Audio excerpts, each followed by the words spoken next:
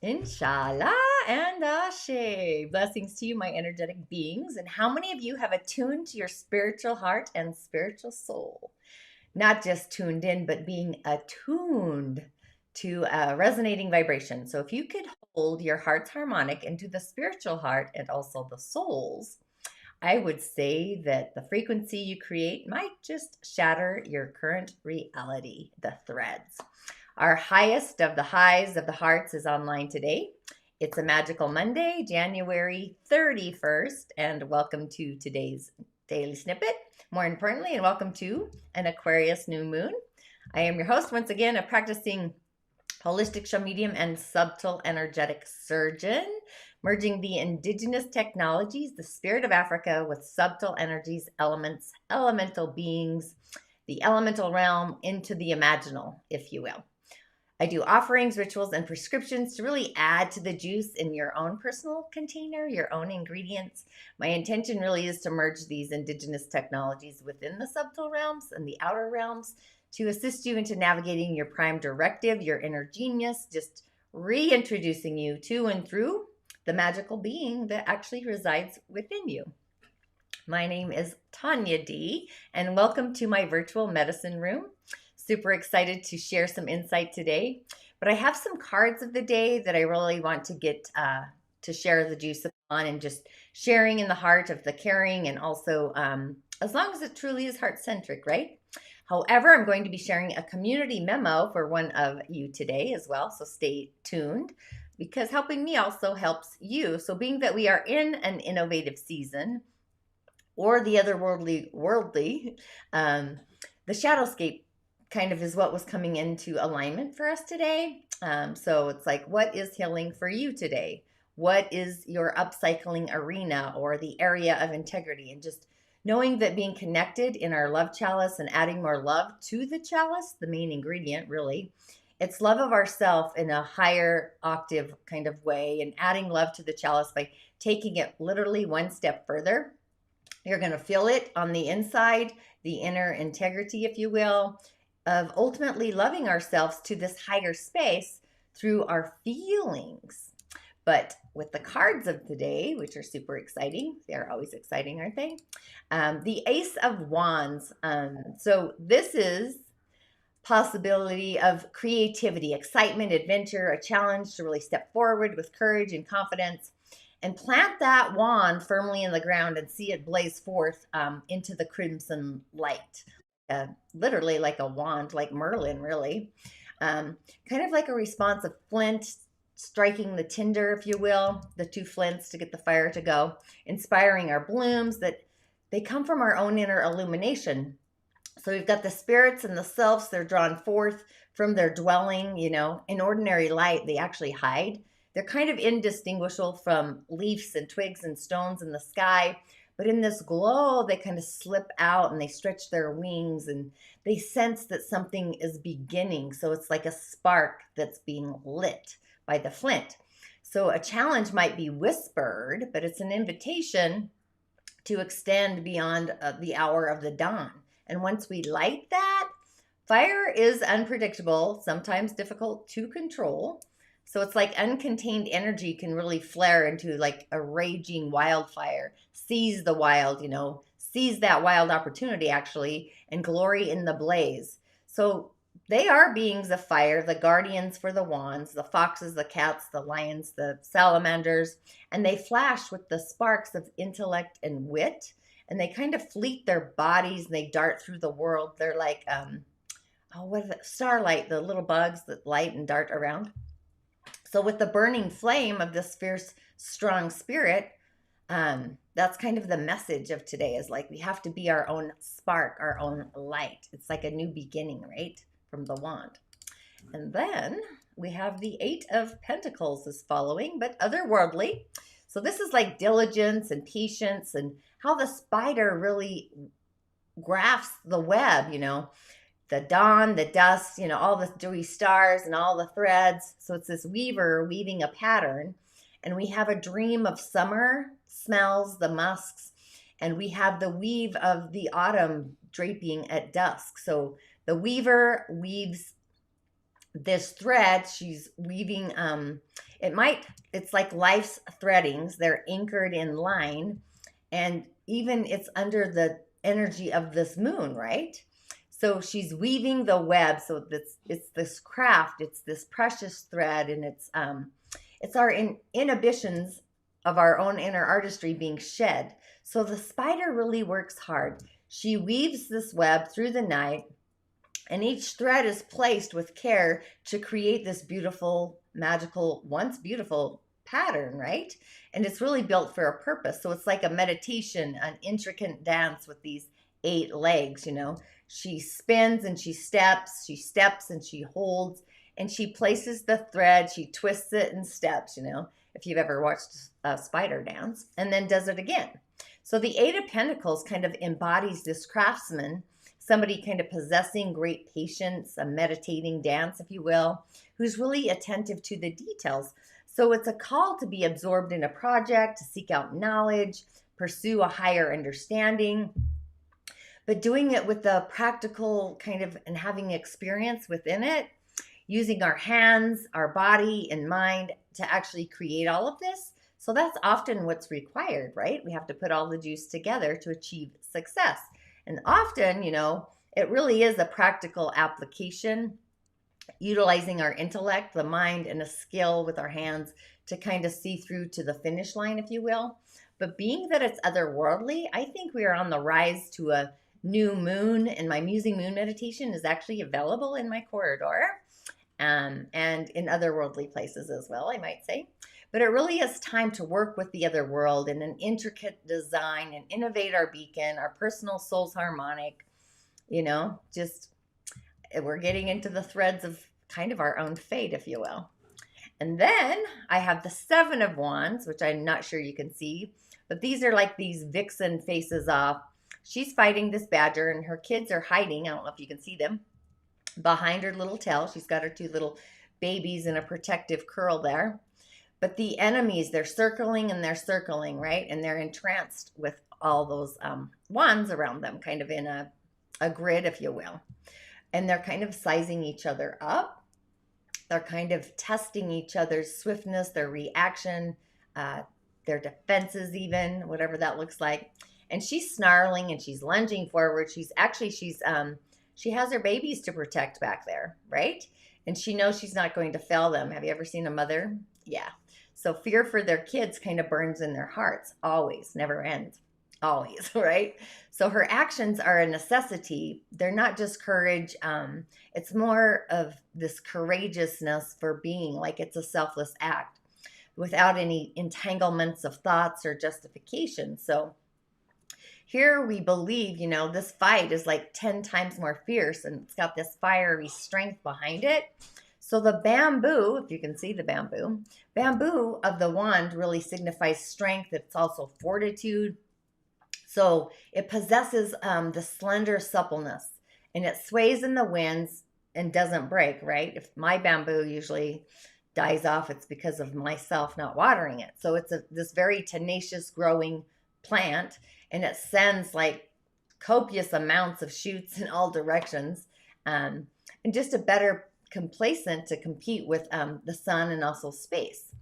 So the 7 of Wands kind of represents taking a stand and defending what we believe in, especially in a world that's full of strife or stiff competition. We have to have courage facing the difficulties that might come in, and not to like buckle under stiff wind and sway like the bamboo. It's like putting our bootstraps on, really. Even in, where things seem unsurmountable, being at the odds, we can overcome them with faith and courage. And so it's a message where we bond together in a way, right? So whatever's coming your way, adversity, usually, right? We can fight the threads of fate. Let's see. There we go. And then I pulled this one for a community card, actually.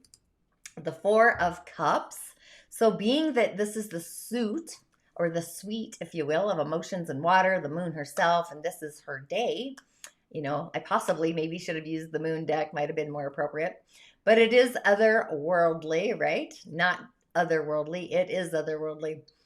So this is a physical meaning. It's face up. But the Four of Cups, she's literally making her way to the surface. The water surface is kind of shivering, if you can see that in her approach. And she bursts through these barriers of rocks to kind of climb up. And the water is kind of streaming from her hair and her shoulders, and she's flicking arcs of shining little droplets off of her tail. I don't know if you can tell she's a mermaid, but it's like diamonds and sprays and the sparkles and the airs and just vanishing beneath the surface. So she's just kind of lying there, kind of in her own essence, if you will. She's still and she's holding her breath until she's certain that she's totally alone. Nobody's following her, you know. So who would? Only those who have the mind and the sense of the world beneath those waves. But she's kind of waiting anyway. She wants to be actually very certain that she's alone. She's kind of bored with the other world, if you can't tell. She's tired of this existence and this endless dance within the sea, and she's rippling and disrupting, and all this crap is smoothing away. But the water surface at some point becomes glassy like a mirror, and the blue of the sky melts. It's reflecting in that water. So there's this seamless kind of gradation of color and light, and her mind is escaping for a moment into this dreamy contemplation. And she's actually seeing her reflection for the first time. And she's struck by her own beauty, her own essence, but not in a vain way, but just with the fascination of a discovery. It's kind of like how little kids discover their first little critter climbing on the sidewalk, right? They're so excited because they don't know what it is. So is she. So she's gazing into this reflected eyes that seem like little teeny pools of water within themselves. And she's reaching out to touch the creature who actually is gazing back at her. And she's got this shock because, of course, her fingers meet the glass and the image shatters into a dozen little ripples, because she started only then because she's become aware that she's not alone. That's kind of her first thought. So she's in the sea of all these denizen fairies and God knows what else who have left her to her own device. The sylphs of the air, they've crept close and they're kind of weeding in her distraction, and they're watching her. They're amused and they're kind of mocking. And then suddenly she feels the air chill upon her drying skin, and she's yearning for the soothing embrace of the sea on her skin and her family. So the Four of Cups kind of represents self-absorption, introspection, and just sinking too deeply into our own concerns and being lost in those silent reveries is what I see them as. So there's this awareness of anything else fading. The world seems gray, but the outside world has a lot to offer us if we tear away from that gaze, tear away from our own reflection. The moon herself, you know, has a unique gaze, and being that it's in the season of Aquarius, and this is a 4 card and a 4 season, it's like, what do our hearts belong feeling? So cascading that intention out into the future of this entire year, it's like, what is a new way that we can innovate our heart's desires? With Saturn at that gate, also in Aquarius, you know, affirm what our heart really wants and set that otherworldly intention. So anything you do to bring in the moon, just be sure to be in your authenticity, in the heart of your core. And I would say them, if they are intentions, you know, I would already have them arrived, believe it to be true, just heartfelt and zipping up the seams as well. You like really tune into what it is that you want to bring in for this season of 2022, because it's kind of, that's the cascade. But then on the elemental realm, which is curious, we have a tiger. Actually, we don't have a tiger. We're going to have a tiger and a water tiger at that I think it's coming very soon here. But did anybody watch the football games yesterday? Anybody see the Tigers win? Tigers pounce, right? I called it for my dad. It was hilarious. And the other team, sorry, not sorry. I really don't watch sports. Seriously, I don't know who the other team was. It's actually hilarious to take me to a sporting event. But other than the Kentucky Derby, of course, just saying, that was super magical. But they had blue jerseys on. And I told my dad, the blue was going to win because of the water and the tiger, right? It's the water, it's the blue, and it's going to be a tiger year. So that was kind of what I was going with. But who's going to be the leader of the main event, right? I haven't really threaded into that yet, but it's a theme. But today we have a young wood monkey, a Jia Shen. And our day has 0 neighbors, or wood, a lone tree, if you will. And water is hidden. So it's a day to go into the waters, the rivers, the streams, the snow, and be in the nature, the element of nature.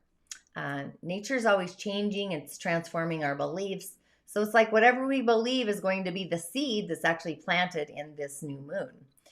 What our heart feels is truly what we believe. And having new faith, the otherworldly gates actually have those conversations. That's what I would do. I just finished the fire portal in my Voices of the Other World, the essence of fire, the other world, the otherworldlies in the fire. Be sure to join the corridor because that is truly moving along. But back to the monkey to add to our day, and also the new moon, which is super delicious. Our monkey has the gates of heaven, yin, but it's still metal frequency on the stems. And there's a lot of hidden metal also in the ox. There's more yin metal there. So I hope you've all been cleansing your space physically, mentally, emotionally, and spiritually as we enter into the season of the elemental beings in the Chinese New Year, the water tiger. So if you're born between 3 p.m. and 5 p.m., most monkeys have literally decided on some level and to some degree even that they have to take control. My dad's a monkey, so it's interesting.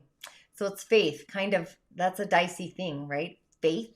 So as a child, they might have felt that they were kind of tossed around by faith or fate, determining that that wasn't going to happen again as fate would have it. And they become surmised that the way people treat them was due to fate or to God universe, the two sides of the coin, and they decided that they really had to take control to be sure that life was safe. So because of this, they kind of become inflexible, they become a little bit more rigid, and their body will actually reflect that attitude, that energy. They put on their own armor, they armor themselves, their bodies with stiffness. And if they've held it too tight for too long, their body, they can let it go, but they're going to have muscle control problems, like MS, if you can believe it. And you just can't control life or your body anymore. This is all energy though, right? So on a lighter level, a star level, you could have, just kidding, bladder or ear problems, nosebleeds, ear infections, stuff like that. And you see life as this dangerous place. And you look to keep yourself in a zone where you play not to lose rather than playing to win. So monkeys have bouts of depression because on a deep subconscious level, they know that they are keeping themselves from really living. They might not be losing, but they certainly aren't winning either. So this is like a gridlock that they have on their universe, literally, that can make them feel hopeless. So when this concept settles into their frequency, then they can have thyroid challenges, hypothalamus issues, weight problems, etc., because they feel so weighted down. So this depression can set you up really for a spiral of self-destruction. Things like eating too much, drinking too much, putting your duties, your work above your own personal needs and the needs of others.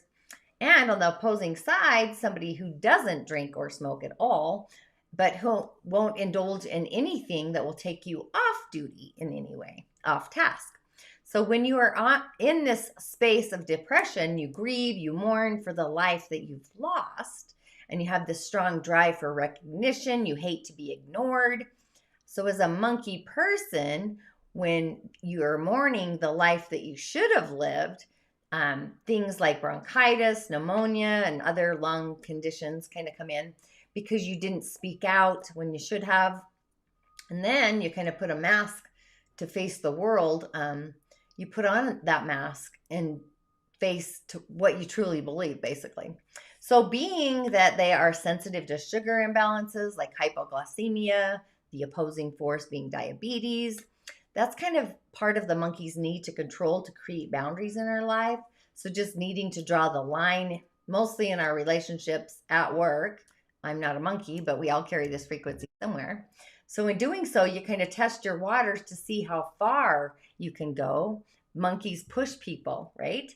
And to find the line. Then they have to really make a decision whether they want to stay within that line, that boundary, or not. If they feel rejected, they can actually find themselves having those sugar imbalances that then lead to other problems like diabetes or different sugar issues. And they can go in either extreme. So it's like setting too many boundaries and walking away before things get sticky, or not having enough boundaries or no boundaries at all and doing the, don't cross the line kind of thing. When the line is crossed, they might actually make a move backwards, say it out loud again, not to cross the line. So the monkey really needs to discern between boundaries that are healthy and boundaries that are stifling or not even up. So they have a need to be kind of more flexible and fluid. They need to have faith and let life flow, like the universe is going to take care of everything. So in order to do that, it's just having a positive attitude, seeing the world as a magical place, one that really sustains and supports them on every level, whether it's financial, mystical, magical, traveling, children, work, relation, etc., and just making sure those boundaries are appropriate and just knowing when to insist upon raising them or when to lower them. So of the 4 pathways in this set, the energy pathways, the monkey is the one who really needs to take a look at how boundaries either are aiding their life or hindering their life. And when this monkey energy is optimistic, they see the full potential, what they all have in their life, which is the energy of the triple wormer, then they can be recognized and appreciated for who they are, which is the lung. They can, take a deep breath and getting approval, the feeling of being significant, which is actually the energy of the spleen. Then they move out into life within the fullness. They are living with this proud sense, this essence of who they are and what they're really contributing. This is when they'll be kind of loose and fluid and flexible and just in the flow of the greater universe. So it's like being in the flow of life, flow into your field to create your heartfelt life, the moon, the dreams, the wishes into reality. So we have our inner vibration online today and being in the ultimate love channel to ourselves. Ask yourself, what can you upcycle today? And literally hit the refresh button. So that's like, instead of just water, do lemon water. Where can you add more zest to your life? In your love channel, not the outer love channel, the one inside of us. Everybody has one inside of us. We actually have a few. But the heart of it is all super juicy. So it's time to really see our light, to see our goodness, love our imperfections, or what we might think of as an imperfection, be kind to ourselves, be self-loving, and just allow ourselves to just be the being that resides within us, the magical being, and innovate that being a notch is really all it takes to upcycle the love channel. So just keep asking yourself throughout the day, is that loving to me? If it's a yes, the feeling's going to be a good one. It like fills up the juice in the chalice of love. And being that we are our own beacon of that space, if you're a little bit out there like me, you just might notice the flavors, the ingredients that everybody's subscribing to, if you will. Just be a watcher of the wild, We have plenty of time. We're kind of getting our strings attuned, if you will, sinking into that vibration. So it's like fine-tuning these vibrations, the syncing or the cinching of our spiritual soul with our spiritual heart and the high heart, the fields, etc., and so much more. So be compassionate, be heartfelt today. Take on the attitude of gratitude really in your moon's intentions, and don't be shy and skip a note. So whatever you feel as if your heart gets lighted up with, put that in your intentions, I might myself get a new ride. I really love my Jeep. I would totally get another one, absolutely 100% for sure. So it's just for me being patient and waiting for what really lights up my heart. And when we light up our heart, we're in line with the divine, if you will. We are connected. So if it's not in line, it's going to be like this falling, cascading tower. When we are in line, time flies by when we are in love with the process. And it literally stands still when we're not in alignment with our heart. So just a thought there to kind of take note on in all the responses that you might have to yourself today, or feelings to what our heart believes. So my heart loves me to the degree that I literally crack myself up just feeling the love I have for my own self and my own sacred garden. That's sharing the love in the outer garden, if you will. So when we are in our soul's harmonic, there is a sound, a light, a sound of light, an essence that calibrates us to the vibration, to these other dimensions, other worlds and realms, the seen, being seen. So you might be in the frequency of just staying on a high vibration today, high on life, literally. So shake the rug if you're not sure if you, actually, I'm not sure if you did see my post yesterday. The rug is being shaken this year. Super galactic insights there as well, just shaking out the cosmic debris on all levels. Sorry, my door opened. I don't know what happened. No one's out there. It might be my Cinderella. But the herb of the day, I went with, believe it or not, mugwort. But before we get into that, being that we are in the flow of this new aqua moon, we're really close to Imbolc. We've got the water tiger coming. You could use candles, the elements of fire. The color of candles, I would do blue, purple, or violet. Stones, if you want to play with them. Moonstone, black moonstone, that's great. Amethyst, lapis lazuli, labradorite, aquamarine, black tourmaline, and malachite. But the herbs or teas, you know, you could do tinctures if you have mint or sage or mugwort, which I'm going to share, licorice root. You know, you could create a mugwort dream pillow, if you will. Just create a satchel. You know, you could use anything. It doesn't take much. Like you get those free little bags when you buy stuff. I don't have one, darn it. I was going to grab it. But you can fill it with mugwort and just put that under your pillow and start dream journaling. You know, fire is all about the dreams as well, dreams and visions. And we are in a fire season in the Dagara cosmology.